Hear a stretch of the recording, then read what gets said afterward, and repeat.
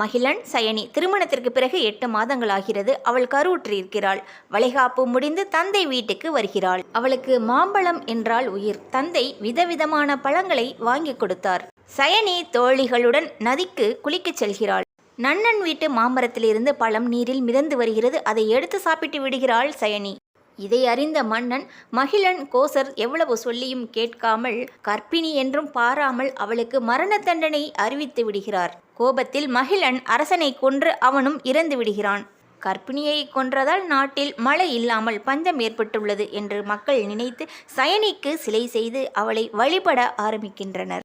அதன் பிறகு நாட்டில் பசுமை ஏற்படுகிறது. சிறிதாக ஏற்பட்ட வழிபாடு இன்றளவும் பெரிதாக நடைபெறுகிறது. தன்னை நம்பி வருபவர்களை மாசாணி அம்மன் கைவிடுவதில்லை. பக்தர்கள் தங்களது குறைகளை எழுதி பூசாரியிடம் தர அவர் அன்னையின் பாதத்தில் சமர்ப்பிக்கிறார்.